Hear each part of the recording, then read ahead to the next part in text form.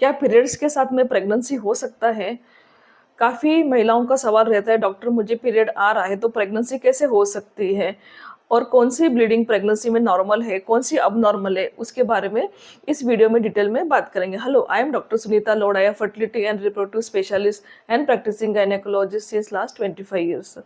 काफ़ी महिलाओं को मंथली पीरियड आता है और उसके साथ में ही अचानक से वो जब कुछ उल्टी जैसा लगता है डॉक्टर के पास जाते हैं तभी उनको पता चलता है कि प्रेगनेंसी टेस्ट पॉजिटिव है और सोनोग्राफी रिपोर्ट में भी पता चलता है कि प्रेगनेंसी ठहर चुकी है। तो फिर उनके मन में सवाल होता है, मुझे पीरियड्स आ रहा है तो प्रेगनेंसी कैसे हो सकती है? सबसे पहला रीज़न मैं आपको ये चीज़ एग्ज़ाम्पल देके समझाती हूँ। पहली बात, फॉर एग्ज़ाम्पल लेडी को पीरियड 15th 15 अगस्त को आया था और नेक्स्ट एक्सपेक्टेड पीरियड 15 सितंबर को है फॉर एग्ज़ाम्पल। तो 15 सितंबर को उनको नॉर्मल जैसा पीरियड नहीं आता है, थोड़ा-सा स्पॉटिंग होता है, जस्ट 1 दिन थोड़ा-सा हल्का-फुल्का ब्लीडिंग आता है, फिर स्टॉप हो जाता है। वो महिला को लगता है कि ये मेरा नॉर्मल पीरियड है। फिर बाद में 15 दिन 20 दिन के बाद में उनको थोड़ा उल्टी जैसा लगता है, जी मचलाता है, थकान लगती है, तब वो डॉक्टर को कंसल्ट करते हैं। तब प्रेगनेंसी टेस्ट किया जाता है, तब पता चलता है कि प्रेगनेंसी टेस्ट पॉजिटिव है। फिर महिला के मन में सवाल आता है, मुझे पीरियड भी हुआ है, फिर प्रेगनेंसी कैसे हो सकती है? तो एक्चुअली फिर अगर ये प्रेगनेंसी है तो वो ब्लीडिंग क्या था? अगर ये प्रेगनेंसी है तो वो टाइम पे आपको नॉर्मल पीरियड जैसा होता है वैसा ब्लीडिंग नहीं होगा।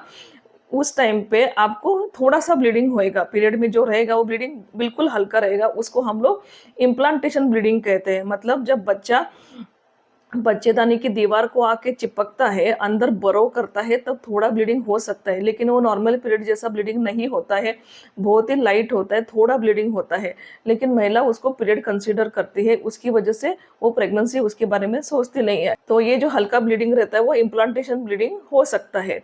दूसरी बात, काफ़ी टाइम लेडी को लगता है कि प्रेगनेंसी मेरी 4 वीक्स की है, लेकिन जब स्कैन किया जाता है तब पता चलता है कि ये प्रेगनेंसी 8 वीक्स की है।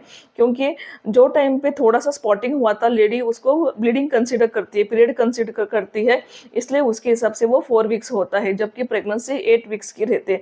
ऐसा काफ़ी टाइम होता है, ये इम्प्लांटेशन ब्लीडिंग की वजह से हो सकता है।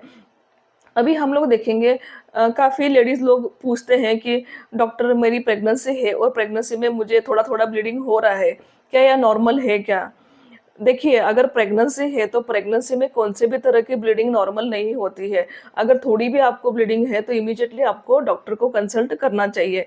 अभी कौन से कारण की वजह से प्रेगनेंसी होते हुए भी ब्लीडिंग हो सकती है, इसके बारे में बात करेंगे। सबसे पहली बात, जैसा बताया कि इम्प्लांटेशन ब्लीडिंग, कभी-कभी क्या होता है, जब बच्चा इम्प्लांट होता है तभी थोड़ा-सा ब्लीडिंग हो सकता है, स्पॉटिंग हो सकता है, थोड़ा पेन हो सकता है। ये हर लेडी में नहीं पाया जाता, ऑलमोस्ट 50% लेडी में ऐसा हो सकता है। दूसरा रीज़न, अबॉर्शन। कभी-कभी प्रेगनेंसी ठहरने के बाद में थ्रेटन्ड अबॉर्शन या मिस्ड अबॉर्शन ऐसा कुछ भी है तो फिर उनको प्रेगनेंसी के बाद में भी ब्लीडिंग हो सकता है। कभी-कभी ज़्यादा ब्लीडिंग हो सकता है, उसके बाद में क्लॉट्स के साथ में क्लॉट्स भी जा सकते हैं। ऐसी कंडीशन में आपको आपके गायनेकोलॉजिस्ट को कंसल्ट करना चाहिए कि आपकी प्रेगनेंसी ठहर चुकी है, अगर है तो वो वायबल है क्या, नहीं वायबल है। फिर नेक्स्ट कंडीशन, एक्टोपिक प्रेगनेंसी। कभी-कभी प्रेगनेंसी बच्चेदानी के अंदर नहीं ठहरती है, वो छोड़ के साइड में ट्यूब में या ओवरी में प्रेगनेंसी ठहर जाती है।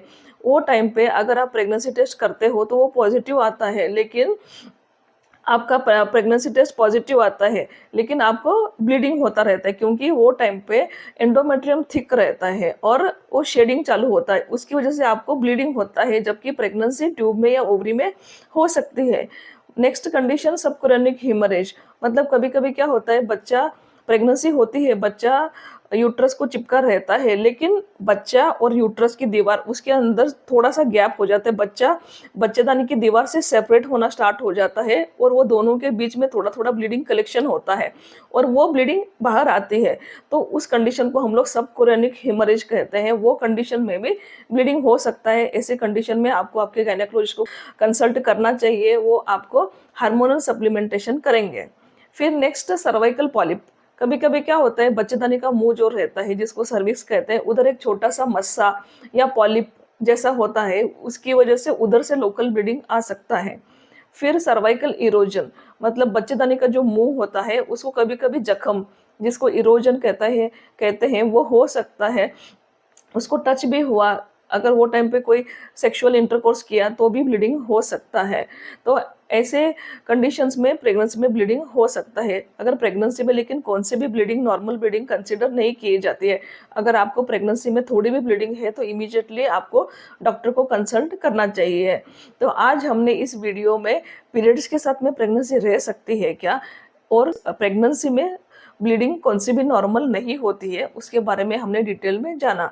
ऐसे ही हम लोग pregnancy, delivery, infertility, gynaec related video regularly upload करते रहेंगे। आप उनको ज़रूर देखिए। आपको अच्छे लगे तो लाइक, शेयर, सब्सक्राइब कीजिए। Thank you.